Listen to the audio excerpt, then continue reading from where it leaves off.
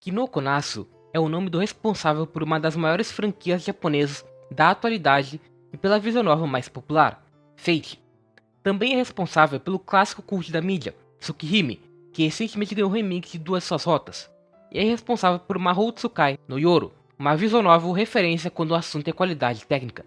Ou seja, Nasu é um nome importantíssimo para a mídia, remodelando a forma como a maioria do gênero se estrutura e aumentando o público consumidor. Hoje, suas criações já se estenderam para além das visual novels, tanto que Fate tem o gacha mais famoso no momento, e por consequência, o autor acabou criando o que ficou conhecido como o Nasu Verso, junto com o apoio de Takeuchi, artista da maioria de suas principais obras. Fate e todos seus derivados, Tsukihime e Mahou Tsukai no Yoro, fazem parte desse universo compartilhado de diferentes maneiras. Uma característica que se nota em cada uma delas é como compartilham as famílias. Esses grupos são importantes em cada uma das obras. Emiya, Tosaka e Matou em Fate, Toru e Nanaya em Tsukihime, Aozaki e Mahoyo. Cada um dos trabalhos de Nasu menciona famílias de outras obras que são de alguma forma importantes para o cenário atual daquele núcleo de personagens, e vai até além de famílias, existindo grupos como a Associação de Magos e a Igreja. A Igreja é mencionada em Fate e até tem um papel nele, mas menor, enquanto tem papel principal no remake de Tsukihime. A família Nanaya é feita de caçadores de seres sobrenaturais, como vampiros, que aparecem em Tsukihime e são mencionados em Fate. A protagonista da família Ozaki, Mahoyo, tem um papel fundamental na vida do protagonista de Tsukihime. Ou seja, o Nasuverso tem uma lore complexa no sentido de quantidade de detalhes e conectividade, que também se estende para os poderes. Mas sinceramente, o que menos me interessa nas histórias do autor é a lore. Como aquele universo funciona, como o sistema de magia funciona, obviamente são importantes, mas para mim, mais importa como são usados tematicamente e narrativamente. E acima de tudo, como essas histórias compartilham de outras características estruturais ou tropos dos elencos. É sobre isso que eu vou falar nesse vídeo. As comparações serão entre as três visual novels principais, Fate Stay Night, Tsukihime OG e Remake e Mahoyo. A primeira semelhança que as três possuem é a forte presença do Slice of Life. O Nasu se importa muito em destacar o dia a dia dos personagens.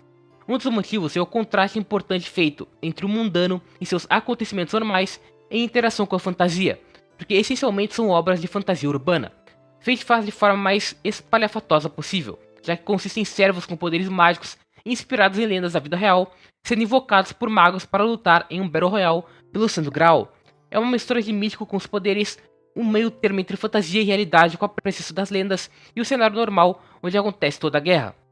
Tsukihime faz de forma diferente, mas ainda com esse contraste, consistindo no chique e de repente desperta o poder de ver linhas de morte das pessoas, tentando viver uma vida comum, ignorando isso até ser jogado no cenário de vampiros e de poderes sobrenaturais de sua família.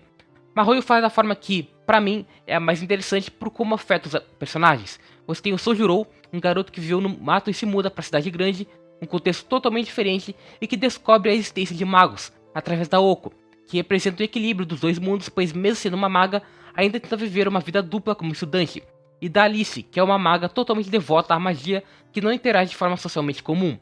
Diante desse contraste, o Slice of Life tem o papel fundamental de tentar convencer quem está jogando de que aqueles personagens são pessoas vivendo vidas normais. Você é apresentado ao status quo por algumas horas, pelo menos um terço ou até metade de cada obra possui interações mundanas entre o elenco, para assim a chegada do sobrenatural ter mais impacto, de surpreender tanto quanto surpreende os protagonistas normais que são jogados no meio disso tudo. Slice of Life é caracterizado pelo foco no dia a dia, então usar essa estrutura narrativa para contar uma história de fantasia urbana é perfeita, pois existe o efeito no roteiro, dos personagens descobrindo o sobrenatural como nós, e o efeito na maneira como tudo é contado. Serve bem para te acostumar com o grupo principal também. Mesmo que as histórias possuam grandes desenvolvimentos em personagens, o que mais me fez gostar dos personagens do Nasu foram as interações mais despretensiosas, ver o Shirou cozinhando junto com a Sakura, Rin e Saber, e Taiga, ver o Shiki tentando se readequar à vida na mansão e mantendo suas conversas provocativas com o Arihiko na escola, ou ver o Sojuro tentando entender como as coisas funcionam na cidade grande. São esses pequenos momentos que tornam a experiência dessas histórias tão marcantes, que ele começa a se sentir como um membro daquele grupo de tanto que vê o dia a dia fora dos plots principais. Diante disso, o Slice of Life tem um papel mais fundamental ainda em Tsukihime e Mahoyo, pois são duas obras que tratam sobre choques de vivências e mudanças na sociedade. Tsukihime é mais pincelado. O remake se passa em 2014, mas o original se passa em janeiro de 1999, um ano antes da virada do século. em meio a uma já crescente globalização, e então em alguns momentos da obra, o Shiki reflete rapidamente sobre como a sociedade está se agregando mais, ficando menos separada, como as notícias se tornaram mais parte do dia a dia das pessoas, citando fóruns lá do início da internet. Mas é curioso como mesmo assim, existe pouco contato com tecnologia no enredo. Ele mora numa mansão que ninguém usa celular e a única TV que aparece é do quarto da Kohaku, porque a ideia da vida do protagonista na mansão é de passar o sentimento de ser totalmente distante do mundano que ele vivia antes. Já Marroio se aprofunda mais, especialmente nas primeiras horas é muito destacada a evolução urbana da cidade durante os anos 80. Além disso, temos o choque de vivência entre Sojuro, que viveu a maior parte da vida isolado numa montanha, com os costumes de Aoko e Alice, que vivem na cidade. É retratada como uma pessoa mais ingênua e desconexa, justamente por não ter vivido em um meio social. Foi praticamente criado como um bicho. Ao mesmo tempo, a Alice é o seu completo extremo, pois ela está adequada à zona urbana, mas também desconectada do seu meio social, já que faz parte do mundo dos magos e precisa manter sua identidade escondida. Diferente da Aoko, que como disse antes, é um equilíbrio. Ela é o motor que conecta esses dois extremos e por isso é a personagem principal do núcleo de relacionamento do trio. Fate não toca tanto nesses assuntos, mas ainda trabalha um pouco a maneira como a perspectiva da sociedade afeta alguns personagens. O Shirou, em um futuro ruim, se tornando Archer por não ter sido reconhecido por seus feitos heróicos e assim morto por pessoas que ele salvava. Saber sendo morta após uma traição de seu próprio povo, depois de anos sacrificando sua humanidade para ser um rei que lutasse apenas para o bem dos seus. Sakura, após ser corrompida, sendo automaticamente vista como um mal pelos outros, enquanto Kirei negava a possibilidade de atribuir o juízo de valor para uma existência antes mesmo de existir, e Shirou ignorava tudo por seu amor pela personagem ser mais forte. Então, há a importância da sociedade para os personagens, só não vejo como algo tão presente que nem nos outros trabalhos do Nasu. Uma semelhança estrutural quanto ao elenco é que cada um dos jogos funciona com trios: Shirou, Saber e Rin, Sojuro, Alice e Aoko, Kiki, Arcoiris e Ciel. Acho que eu nunca vi um autor saber lidar tão bem com triângulos amorosos como Nasu, pois eles não se limitam apenas ao romance, e mesmo o romance se comporta de maneiras diferentes, existe para completar individualmente a relação dos trios. O Shirou foi adotado por um homem que usa magia, mas sendo adotado herdou poucos poderes mágicos e foi jogado na guerra pelo Santo Graal sem saber de nada, em comparação com a Rin, que cresceu dentro de uma família de magos para ser uma maga e estar preparada para a guerra.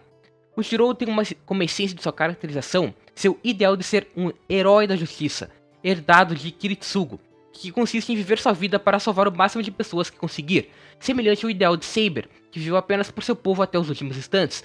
Ambos são personagens que de certa forma se deixam ser consumidos por esses ideais, ao ponto de serem definidos por ele, ao invés de definirem seus próprios ideais ao longo da vida. O Shirou insiste durante a Roda Fate que Saber pare de querer se sacrificar para tentar consertar erros de seu passado que não foram sua culpa e não deveriam ser alterados, ao mesmo tempo que é obstinado por seu próprio ideal do mesmo jeito, sem perceber, priorizando a vida de outros acima da sua própria e correndo mais riscos do que o necessário.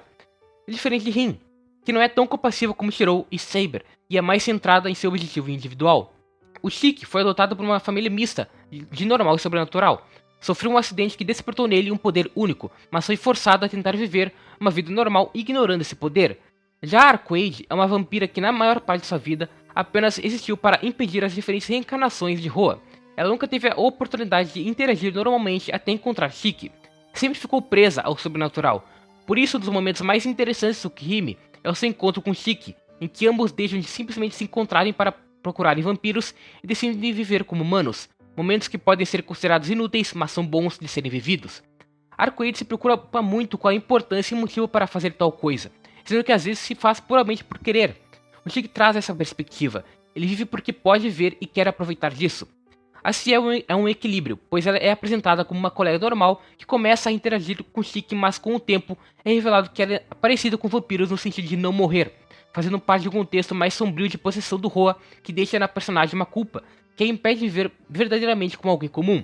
Então era alguém que vivia no sobrenatural e fingia viver no mundo normal. O Shiki é responsável por renovar sua maneira de viver. O Sojuro é apresentado como uma pessoa comum, apenas desacostumada da vida em sociedade, mas com o tempo é revelado que ele foi treinado pelo mesmo grupo de assassinos que Kusuke de Fate foi, então possui uma grande proficiência de artes marciais e muita força física, batendo de frente com Lug. A Oko já é apresentada no contexto da mansão e do mundo mágico, mas tenta manter uma outra vida como estudante. A Alice é apresentada como uma personagem mais pragmática e extrema com o mundo mágico, mas que com o tempo vai se soltando mais para a vida social urbana devido ao seu contato com Sojuro. cada um dos personagens adiciona algo para o outro. A Oko é quem acostuma Soujuro a viver melhor no mundo urbano. Soujuro traz a tranquilidade do rural e mostra para Oko que ela não precisa ser tão extrema e faz o mesmo para Alice, que é responsável por manter a Oko nas rédeas do mundo mágico e por introduzir a força Soujuro ao mundo mágico também. De todos os trios, esse é o que menos tem conteúdo quanto ao romance. É mais sutil, mas fica perceptível que cada uma gosta do Soujuro, com algumas pitadas de ciúmes. Isso se deve ao fato de Mahoyo até agora ser apenas um prólogo praticamente. O remake é a adaptação de uma história escrita por Nasu no inverno de 1996, com diversas mudanças e que em teoria tem uma sequência planejada, mas é provável que nunca aconteça e caso aconteça seja em formato de anime, devido ao declínio do mercado de visual novels e da dificuldade de reproduzir algo próximo do que foi a primeira visual novel de Mahoyo. Ela possui um nível de qualidade incomparável, tem uma grande quantidade de sprites que passam melhor a sensação de movimento do que qualquer outra, muitos cenários próprios e bem acabados, vários CGs, música foda, é único. Por conta disso, o Soujuro acaba sendo o protagonista menos completo dos três, então agora eu vou focar mais em comentar no jeito como Shirou e Shiki são trabalhados em Tsukihime Fate através das estruturas de rotas. Normalmente, o sistema de rotas era usado para apenas resultar em diferentes pares românticos, uma vez que visual novels, quando Tsukihime Fate foram lançados, ainda eram muito presos às características de simuladores de romance. Porém, Fate e Tsukihime utilizam as rotas para, de fato, contar distintas versões da mesma história, com os mesmos personagens e com finais próprios, mas é um erro olhar isoladamente para elas, pois cada rota serve para complementar a anterior. Por exemplo, a Arcueide em sua rota é demonstrada como uma vampira mais humana, a gente não vê tanto do seu lado vampiresco, mais animalesco. Algo que é compensado na rota da Ciel, que por ter foco nela, acaba desprendendo mais o lado vampiresco da Arcueide na rivalidade entre elas pelo protagonista. Nas rotas do Farside, atitudes como o Shiki do nada se descontrolar pelo instinto de matar Arcueide são explicadas por sua descendência dos Nanaya, que possuem em seu sangue a necessidade de matarem seres sobrenaturais, pois a família nasceu para isso, além de explicar como ele sobreviveu mesmo depois do acidente que é mostrado e importante nas duas primeiras rotas. Em Fate Stay Night, na rota Fate, o Nasu nos apresenta o ideal do Shirou, através de discussões do próprio protagonista e da própria Saber, que possui motivações parecidas, enquanto a rota Unlimited Blade Works desenvolve mais e dá a resposta para se o ideal do protagonista vale a pena ou não, apresentando uma outra perspectiva através do seu eu do futuro que parou de acreditar no ideal. Em Heaven's Feel, nós vemos esse ideal ser ignorado apenas por conta do forte amor de Shirou por Sakura. O protagonista desiste de um ideal que foi fortemente defendido por ele nas duas rotas anteriores apenas por causa de uma pessoa. Esse momento do romance entre os dois só é tão forte assim porque nas outras duas rotas vimos outras versões da história que giraram em torno dessa motivação. O Shirou e o Shiki passam seus enredos inteiros sendo moralmente questionados. Shirou é questionado por sua motivação na primeira rota por Arker, por Rin, que se preocupa com o fato dele priorizar a vida dos outros acima da dele, na rota seguinte pelo Arker na luta entre ambos quando decide continuar vivendo para salvar a vida das outras pessoas por ser o caminho que quer seguir, independentemente do resultado, e em Heaven's Feel, por ignorar as mortes causadas pelo espírito consumindo a Sakura, e outras que viriam no futuro apenas para tentar salvar a vida dela, priorizando salvar uma pessoa acima de várias, desistindo de ser um herói da justiça. O Shiki é questionado pela influência do seu sangue na Naya. Ele a todo momento precisa se controlar para não matar Arcueide de novo, isolando seus instintos animais com a sua racionalidade, ao mesmo tempo que precisa lutar contra a influência mental de Roa quando começa a possuir seu corpo e dividir personalidade com ele, ou contra Shiki, no caso, o Shiki em maiúsculo, que o manipula para acreditar que era um assassino descontrolado. O Nasu também utiliza os pares românticos dos protagonistas para refletirem suas características. Como já dito, a Saber reflete diretamente a motivação de Shirou de sacrificar sua vida pelas de várias pessoas, tanto que ele é a bainha e Saber é a lâmina, se completam em motivações e literalmente. A Arcueide, sendo uma vampira, reflete o lado animalesco de Shiki como Nanaya, que age naturalmente na presença de Arcueide, ao mesmo tempo que, por ser uma vampira mais humana, reflete o equilíbrio que o personagem principal tenta levar entre uma vida como sobrenatural tentando viver no mundo normal. A Ciel reflete o sentimento de culpa que ela e Shiki colocam em si mesmo. Ciel por ter sido controlada por Roa e ter causado o massacre da sua cidade, e Shiki pelos instintos de Nanaya que o fizeram matar Arcueide, além da maneira como ambos se unem e ajudam um ao outro a lutar contra isso. Agora, uma característica que se destaca apenas em Fate e Tsukihime é o Erog, já que Mahoyo não é um jogo adulto.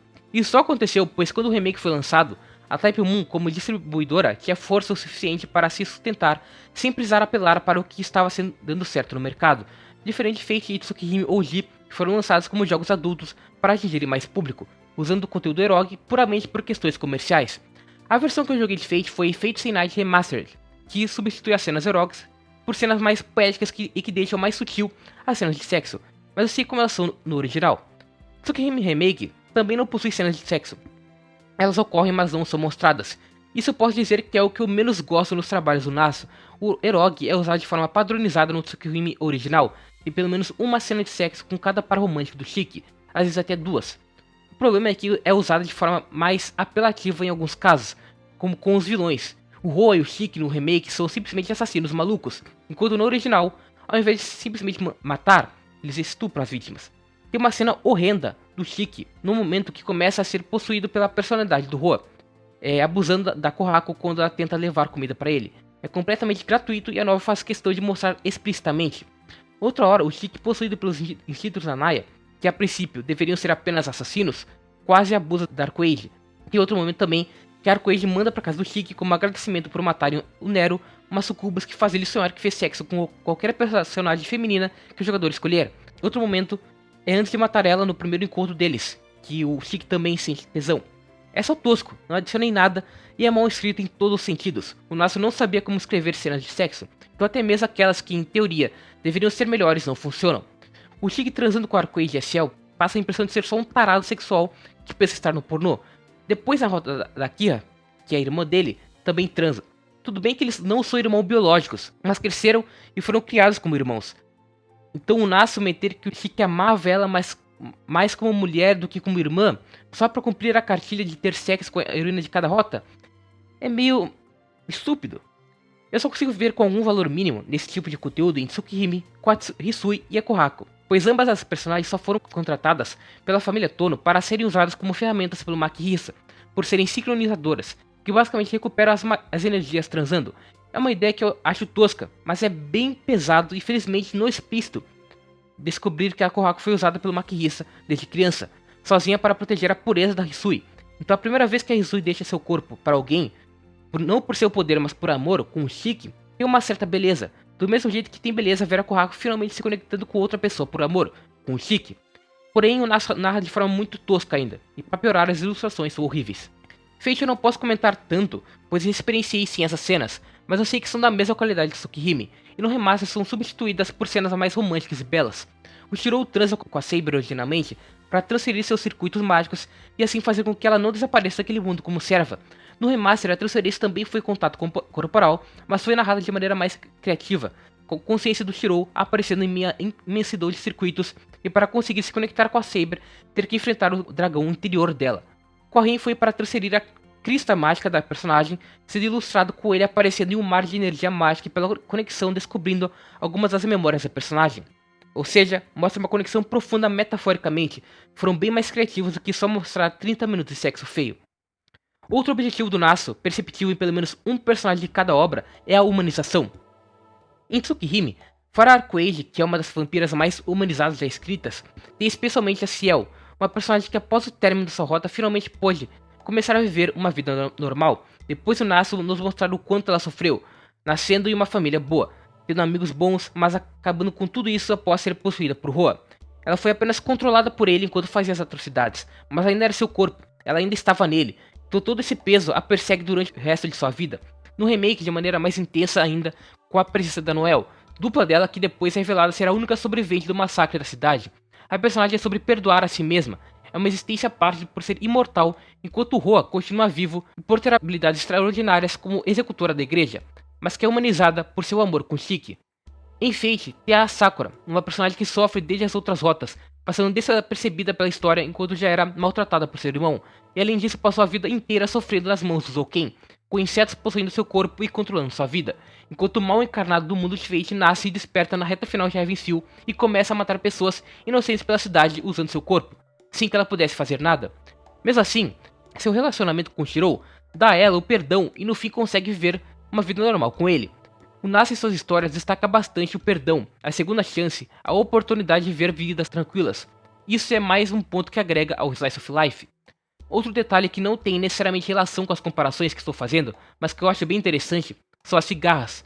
Mas especificamente o som das cigarras, que na vida real remete àquele dia chato e repetitivo. normalmente em um local com vegetação, e em histórias também simboliza o cotidiano. Já em Tsukihime, o som de cigarras é subvertido e usado como um trauma para o Shiki. Ele só ouve sons de cigarras quando sonha com um dia que foi morto pelo outro Shiki. Um dia que era comum como o som delas, mas é traumático, e por isso o som ficou marcado no personagem principal. Outra visual novel que usa de forma semelhante é Higurashi. O som das cigarras é usado para representar a aparente e falsa normalidade do local da história. É uma máscara que na maioria das vezes aparece após um momento de terror ou conflito na paz dos personagens. Inclusive, o próprio Ryukishi já afirmou que Higurashi foi inspirado em Tsukihime, então não deve ser coincidência. Por último, uma semelhança menor entre Fate e Tsukihime, que envolve especificamente dois pares românticos que eu acho válido mencionar, é entre a Sakura e a Kohaku.